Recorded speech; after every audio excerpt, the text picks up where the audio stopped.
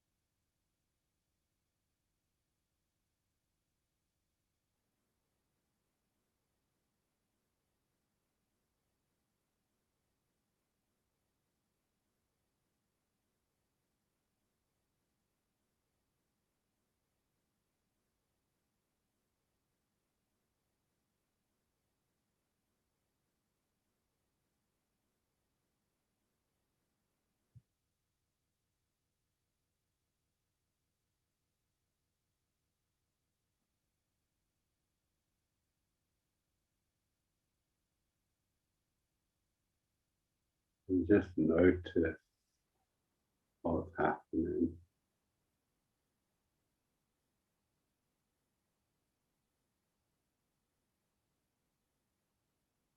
Bring some sense of kindness to whatever your experience is.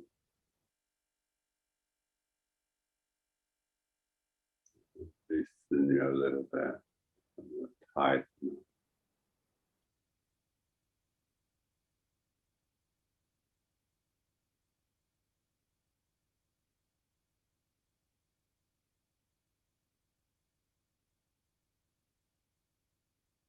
If the breath is still there,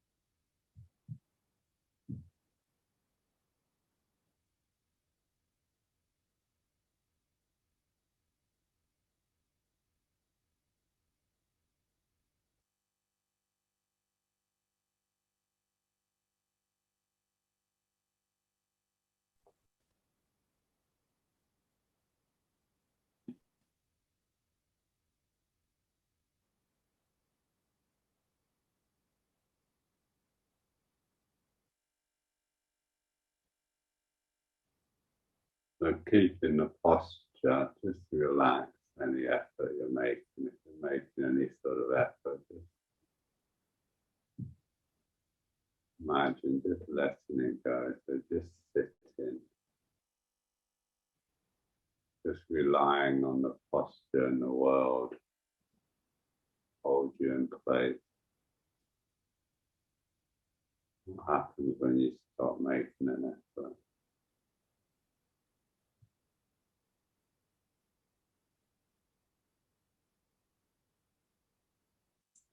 Earth still holds you. Sky still shelters you. World still arises all around you. Your body still breathes.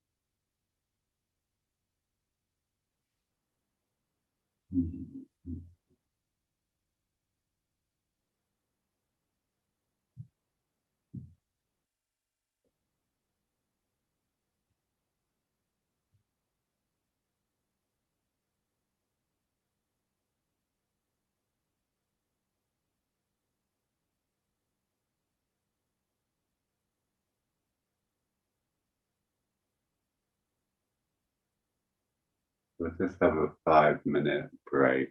So if you need to get up, and a bit of a stretch or a glass of water or whatever you need to do. So just 5 minutes. Anyway, I've got a little bit of time. If there's anything anybody wants to ask or say. So, Paramanda, somebody's put a question in the chat. This is from Jai. It says, can you say more about breathing with the chanting? Can I say more about it? I want to know what more to say, really. Well, I mean, the point of doing it in call and response from a breathing point of view is it's gonna, if you're doing the mantra in one out breath and taking one in breath between each mantra, it regulates the in and out breath, doesn't it? That one regulates it probably a little bit shorter than what I say ideal. I don't know.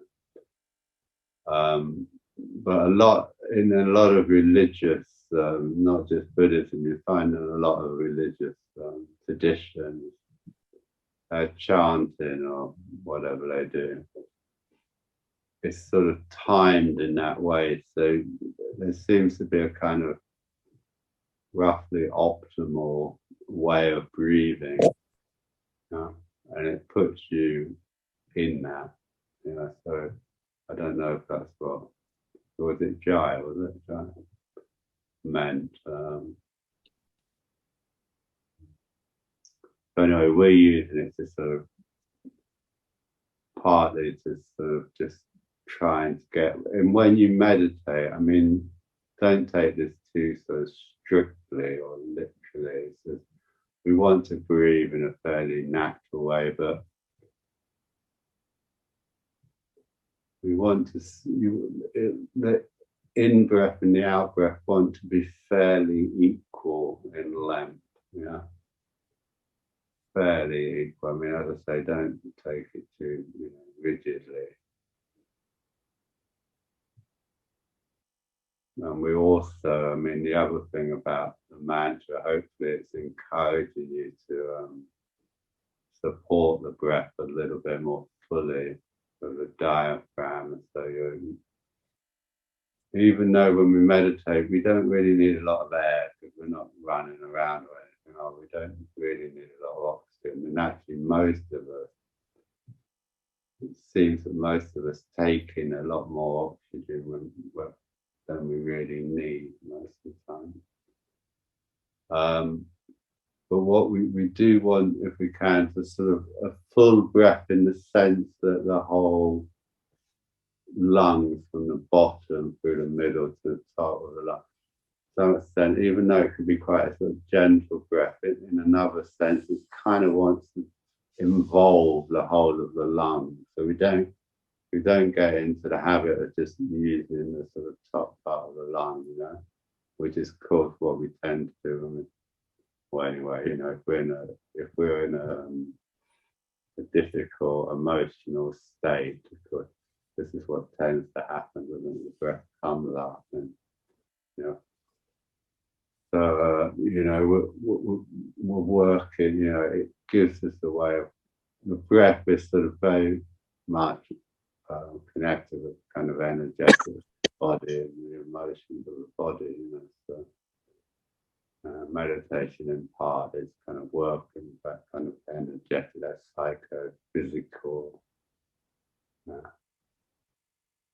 I think what I'm deviating a bit here, but I think what we really want to get away from in meditation, I'm sure I'll be saying this more than once, is that it's some kind of attempt to control our mind in the sense of our thoughts, This is what a lot of people think meditation is.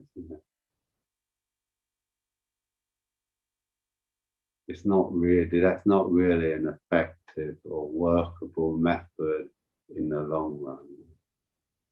What we're trying to do is notice what's happening.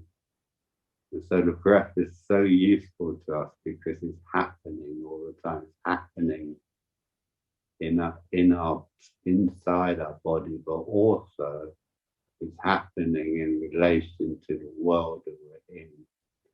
So when we're aware of our breath in a felt, direct way, we will be present both to our inner world and the outer world. Yeah. And I'll leave it there. Go.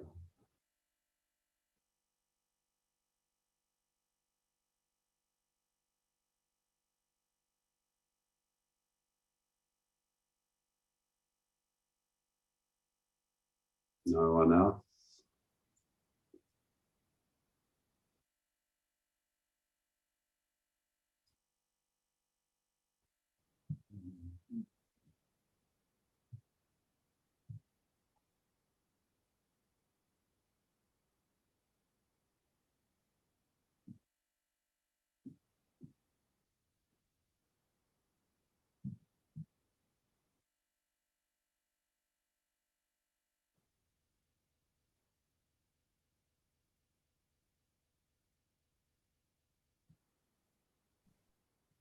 There's nobody else at the moment, Paramanda. I had a question. If I'm allowed a question. Well, yeah, if you want. It's Yeah. not about football.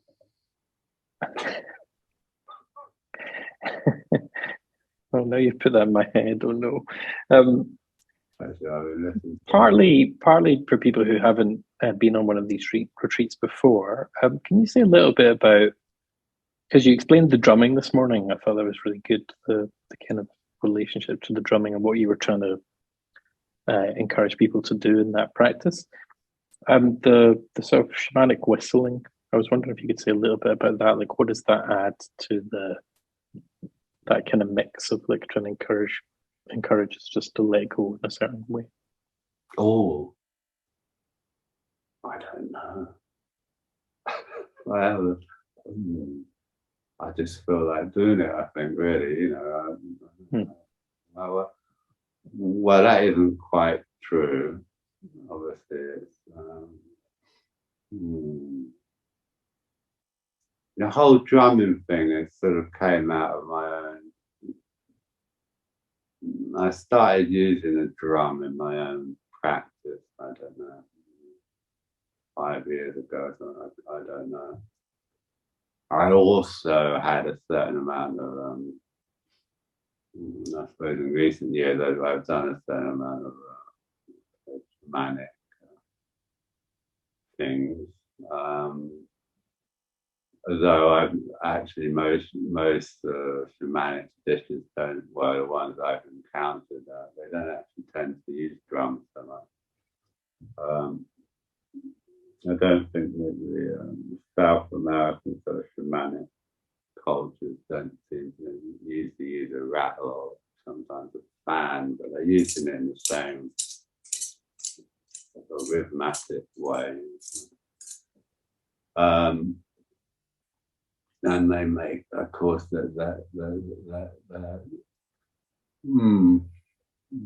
I think, from a point of view of from sort of personal experiential kind of view,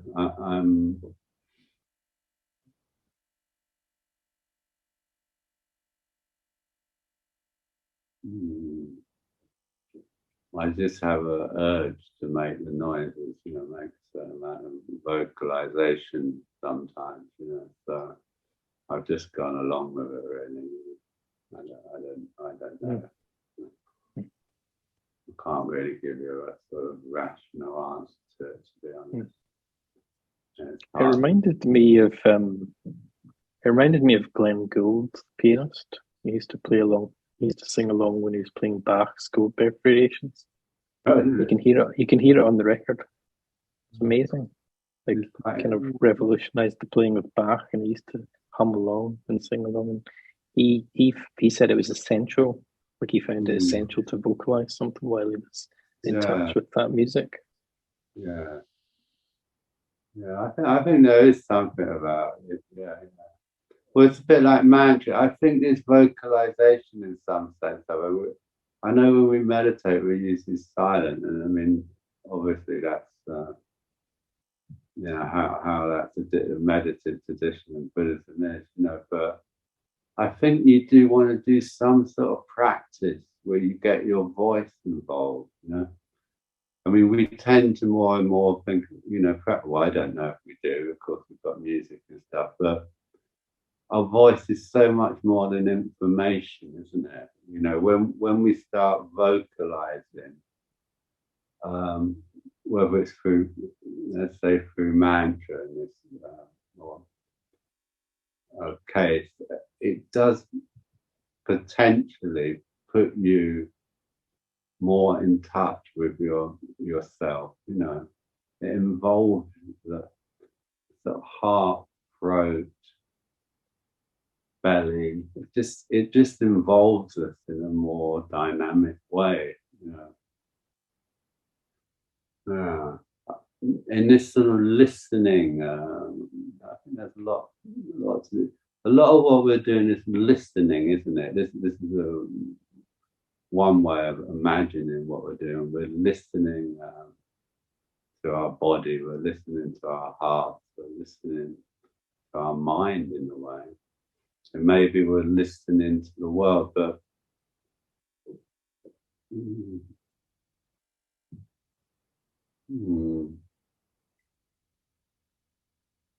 I think vocalization without, I mean, it's just the way I work now, partly through necessity really these days, but for a long time now, I mean, of course, different people work in different ways and teach in different ways, and some people, I don't really, I'm kind of interested in what's going to come out. I don't really know what I'm going to say or do when I come into sort of teaching session. It's just not what I'm kind of interested in what's. Sometimes when we vocalize, we make something conscious that wouldn't otherwise become conscious. It doesn't necessarily have to be kind of words, it's just sound. I think because there's a danger in meditation that it all gets a bit sort of static and tight and controlled. And so I think when we meditate, it's good if we can find some way that's a bit more free, a bit more open, a bit more inquisitive, a bit more, And I think vocalization of any sort really might be quite useful for that.